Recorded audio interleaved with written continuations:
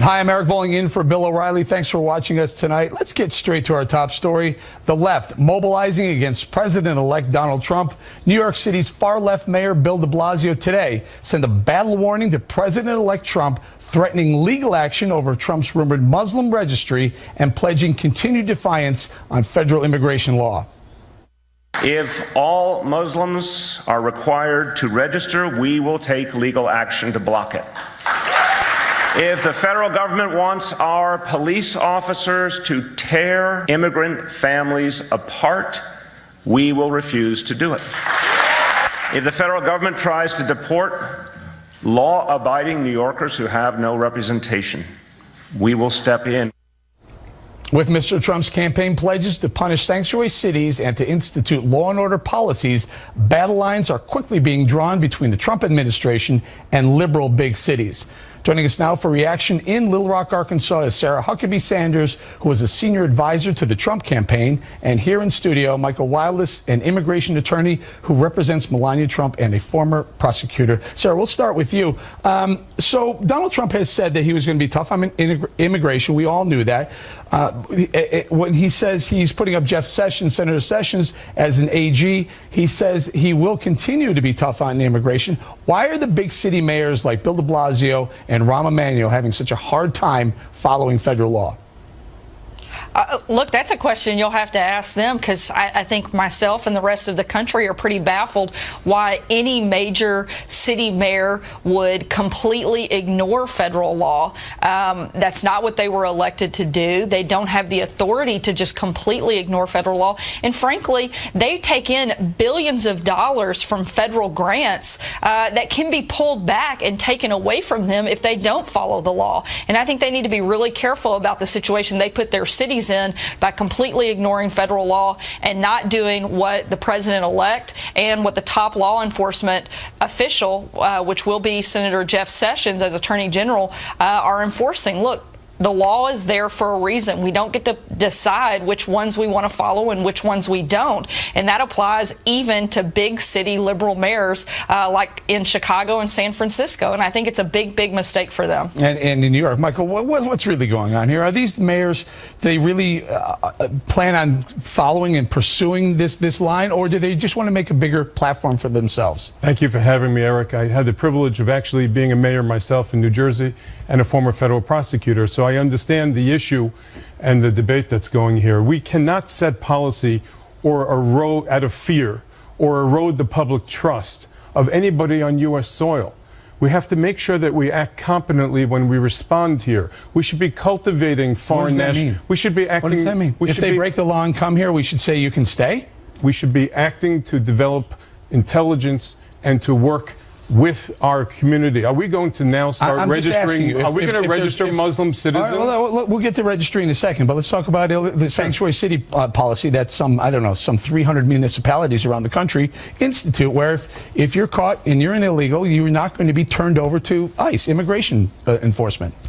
We have a bifurcated system. Federal government handles immigration, local police handle local matters. The police cannot they don't have the forensic ability to enforce immigration laws, and they should be working to cultivate foreign nationals. Should a local police it's not their job. It's department the job. Turn over an illegal that they catch to ICE? That's the law. If somebody should they not do that? If they committed a very serious crime, it's up to the federal government to go get that individual. It's not the job for men in blue, ladies in blue, to start turning over police to from local communities. We're getting this wrong, Eric, and we can't afford to do. Local enforcement to enforce the law. It is the job of local law enforcement to actually enforce the law. This is the law. It's not like we're making things up and we've just decided we want this to happen. Here were created during President Reagan's reign. We have a new normal now. We've now shifted the responsibility to employers. But the law hasn't changed. But the law is still the vibrancy that the immigrant community has given. If you just take a few nautical miles from this studio, the Guatemalan and the El Salvadoran community in the South Bronx, we are not honoring that old age, that immigrant vitality, that DNA that has made America special. Sarah, I don't think anyone, including Donald Trump, has ever said we shouldn't have immigrants into the United States. No, I think the policy is, yes, have a wide open immigrant policy, yet make it legal. We have to have law and order in this country. Without borders, without law and order, we are not a country. And we can't just decide to pick and choose which laws we want to follow, or we get just pure chaos. You have right and now the people precedent living that in these fear. mayors are setting by ignoring the law is just, it's absurd. You cannot function as a country if you do not have law and order. I agree that we are a nation of law and we have to restore order. But you have people now living in fear. There are rabbis going into mosques to give people the assurance that what happened following 9/11, the NSEER's registration for non-immigrants is permitted by law and will be debated. But to take American citizens who are Muslim and then put them, nobody has said that we're going to take American citizens. Hold on, we're conflating two different stories here now. The other part of the segment that we teased up here was whether there should be a Muslim registry. Now, Chris Kobach, the Secretary of State of Kansas, who also met with Donald Trump, Sarah, is one who is in favor of a Muslim registry. Now, Donald Trump and the Trump administration has said, we're not necessarily going to look for all Muslims to register. That's not what they're looking for. That's not going to happen just because Chris Kobach said it. He's not the president-elect. Donald Trump is. Good. He is not putting in place a Muslim registry. What he said has been very clear. It's been very consistent, is that we're going to put a temporary hold on countries that have a problem with ISIS, like Syria, until we can vet people coming into our country better. The number one job of the president and the president-elect are to protect the citizens in America. We can't do that if we're allowing just open borders and we don't know who people are coming into our country. He's not saying we block everybody or that we block all Muslims, but that we have to have a process in place to vet these people coming into our country. We need to know why they're here, what they want to do here, and make sure that they're not looking to do something. Sarah, part of our duty here is to get this right, to make sure that we aren't going around in a Gestapo-like society and making lists of people that we don't want to have here. We can't afford, and we have to be smart and fair in the way we execute the laws. The laws are on the books and they should be respected. When a person comes into America illegally, they break the law. The ongoing retention or being on U.S. soil is not a continuous crime.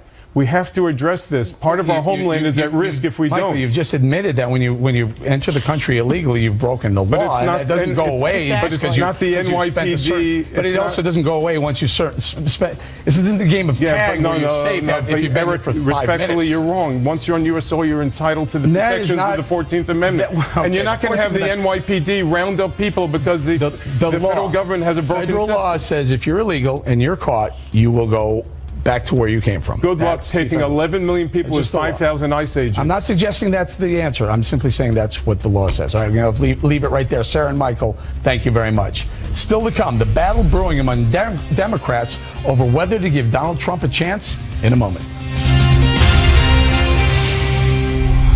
In the Impact segment tonight, the Trump administration is facing a possible showdown with the left, not just on the sanctuary cities issue, but on many of the president-elect's cabinet choices as well. How will all this play out? Joining us now from Washington, Katie Pavlich, a Fox News contributor, and in Boston, Marianne Marsh, a Democratic strategist. Marianne, I'm going to start with you. We just talked about Bill de Blasio saying we're going to protect our sanctuary city status. We heard Rahm Emanuel last week saying the exact same thing. This is in direct conflict with what President-elect Donald Trump has promised. Maybe even Jeff Sessions, if he is confirmed as the AG, he will go ahead and go after sanctuary cities. Your thought? Well, I mean, no one should be surprised that Donald Trump will do this because he said he would during the campaign. So that shouldn't be a surprise. What should be a surprise is it would put him at odds with national security officials, local law enforcement officials, and we tried it before and it didn't work. And I think that's the real issue here. If you're trying to make a political point or fix a problem, that's, I think, the real debate. And we know that Muslim registries and all of this doesn't work because immigration is broken. So fix the immigration problem, fix the immigration system writ large, then that addresses sanctuary cities and everything else. But when you have national security officials, local law enforcement, our allies abroad saying this hurts us, and we know it doesn't work, that's why we stopped it, why would you do it again? Katie, for a second, let's talk about that. So these big mayors, they say, we're going to do this is what we're going to do. You know what is really effective? When the funding slows down or stops. Then they tend to change their mind. Yeah, and I think that they will if Congress and Donald Trump decide they want to pull that funding during the next budget period. But I think we need to be very clear here about what the Trump administration is suggesting for these sanctuary cities.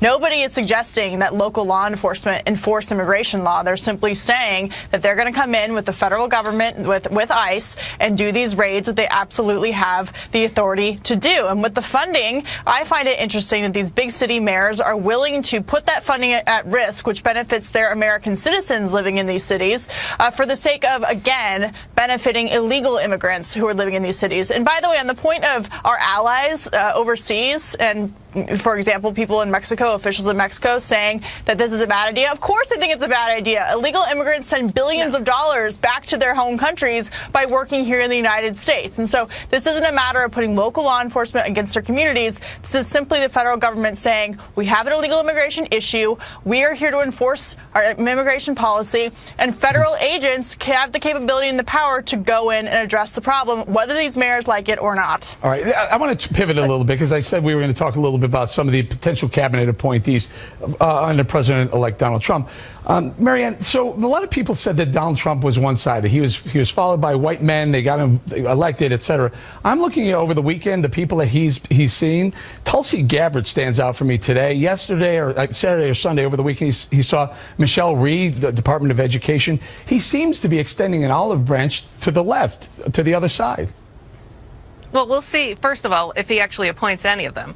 And second of all, I wouldn't consider Michelle Rhee or Tulsi Gabbard the left at all. I mean, Tulsi Gabbard supports keeping Assad in place and continuing the bombing in Syria with the Russians. She's pretty controversial. Representative, however, nonetheless, right?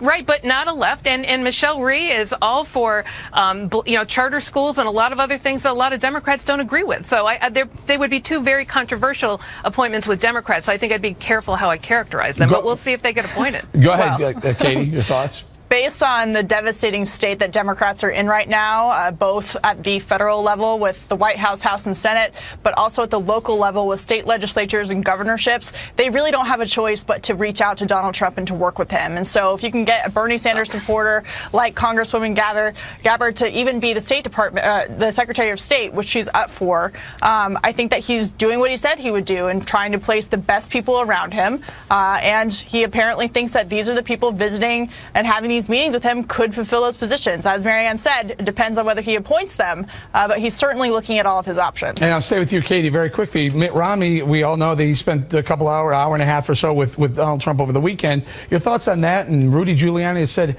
hey, I'm the guy for Secretary of State. But again, Donald Trump, he was attacked pretty harshly by Romney throughout the campaign season, yet he extends an invitation to him as well. Well, I think Mitt Romney is well-versed in global affairs. Obviously, he talked about how he had a good discussion with Mr. Trump. But based on the pattern of behavior with the appointments to the loyalists, I think that Rudy Giuliani probably has a better chance of getting that position. Not to mention, I don't think that Mitt Romney could really reconcile his views on Russia with those that Donald Trump holds. So it's nice they had the meeting, but I'm not so sure that will work out. Final thought to Marianne. Well, just quickly on Katie's point, Trump doesn't need Democrats. He's got all the Republican votes he needs to do anything he wants. So let's be clear on that. In terms of Romney versus Giuliani, I feel like this is like the multiple elimination series on The Apprentice, where he's pitting everybody against each other, seeing how they do in the interviews, and then we'll see who comes out on top. But Rudy Giuliani's stock clearly has fallen. That's pretty clear. And that he's not even in consideration, it doesn't seem, for Secretary of State anymore. It looks like DNI. And Mitt Romney, I'm not sure he can toe the Trump line, but we'll see. So it's going to be really interesting to see who he picks when you look at his first four picks, which were to appease every supporter of Trump's. Very controversial. Flynn, Bannon, Sessions. That was to appease those supporters. Reince Priebus, great pick. But that was also to appease them, too. He toes the line. He toes the line, and that's why he's one of them. You got to leave it right there. Marianne, Katie, thank you so much. Directly ahead, will Democrats in Congress work with President-elect Trump, or will they block his every move? We'll analyze that situation when the Factor comes right back. In the Unresolved Problems segment tonight, congressional Democrats and Donald Trump. Some Democrats are already bracing for a fight, unwilling, it seems, to give the president-elect even a chance. If he tries to defund Planned Parenthood, if he tries to kick people off their health insurance, if they try to privatize Medicare or cut taxes for the wealthy, we're going to have a Youngstown street fight in the Capitol. That's what's going to happen. Joining us now for reaction, Austin Goolsbee, University of Chicago economics professor and former chairman of the Council of Economic Advisors in the Obama administration. You saw Tim Ryan there saying it's a Youngstown street fight if Donald Trump tries to do some of the things he promised to do. Yeah, I wasn't familiar that Youngstown was known for its street fighting, but yeah, you know, I agree. You know, the Democrats are there are a lot of Democrats. It's a big party, very diverse party. They're of two minds because one side of the party has actively not done what Republicans did after Obama won really in a landslide in 2008, which was Mitch McConnell and others come out immediately and say, we're going to fight him on the beaches, on the sand. We're not going to let him do anything. Right. We're not trying to find Democrats seem to be like some sort of wandering party of bicoastal elites. Not sure if they're socialist or they're progressive or they're moderate. They're all over the board. What is a Democrat now? In fairness, they did get more votes than the Republicans did. Well, hold on. Can we just do this? Can we do this? You're an economics professor, right? If you take the state of California out of this mess, right? Donald Trump got 2.2 million more votes than Hillary Clinton. Take one state out of the mix. So your thing is people from California are not real Americans? Sure, they are. They're part of it. My point is it was a wide sweeping. You know, everyone on the left is saying, "Oh, she beat him in the popular vote." You take one state out, and he wins 49 states. Take out the state of Texas, and then her popular vote margin gets even bigger. Further, more people voted for Democrats in the Senate than voted for Republicans. That's my point. The point is the Democrats are searching for a strategy. When Obama won in a big win, Republicans declared they would fight him. They had Obama. They wanted to vote for Obama. Hillary Clinton, frankly, wasn't the most Democrats. Half the Democrats wanted Bernie Sanders. The other half wanted Hillary Clinton. Yeah, that's fair. But who's the new titular head of the Democrat Party? Is it Elizabeth Warren? Is it Bernie Sanders? I'm not disputing you. I'm not disputing you. I don't think it's Bernie Sanders. I think they're trying to figure out one part of the Democratic Party does not trust Donald Trump, says he barely won. This is a very narrow election, and yet he wants to charge. It seems like he wants to charge ahead, not in a unifying way, but in a partisan way. Those people are going to fight him from the beginning. The other part of the Democratic Party says, no, maybe he'll be more like JFK rather than George W. Bush. He'll come in, start with infrastructure, start with something that's more unifying. Right. So let's keep an open mind. And I think they're arguing that out. All right, take a listen to this. Keith Ellison. I'm not sure where Democrats are. You guys seem to be out in disarray. Take a listen to Keith Ellison. He's not draining the swamp. He's filling it up more, and there's going to be more swamp creatures than ever before. Lobbyists and big-time investment bankers, he's not doing what he said he was going to do for average working Americans. Now, the people elected Donald Trump, and Keith Ellison calls them swamp creatures. No, he said Donald Trump is creating swamp creatures of lobbyists, etc., and that they were not supporting the people that supported Trump. I think Donald Trump needs to be careful about that. It's always hard to be an outsider candidate saying, I'm going to drain the swamp and rip it all up and start again. You don't think he's draining the swamp? It sure seems like he is draining the swamp. There are a lot of people who are worried. The first thing he did was let in the lobbyists. Now, Mike Pence is trying to switch that around and reverse it. So I don't have a lot of time, Austin. I want to ask you this. You're a smart guy. You and I go at this all the time. You're a smart guy. You teach very smart people. You teach students at University of Chicago. What are they saying about Donald Trump? Which ones? The smart ones. The MBA students. How about that? The country's politically divided. And I'd say the Republicans are saying Donald Trump's going to be a businessman. He'll probably be a centrist. And I'd say the Democrats are saying he scares me. All of this stuff about white nationalism that was a nice ole you just did there. But I'm sure your MBA students, if they're smart, they'll see, I'd drop that corporate tax from 35% to 15% and unleash an engine of economic prosperity. Got to leave it right there, Professor. Just make sure we pay for it. Got to leave it right there, Professor. Thank you very much. Plenty more ahead as the factor moves along this evening. Will Donald Trump be able to undo President Obama's nuclear deal with Iran?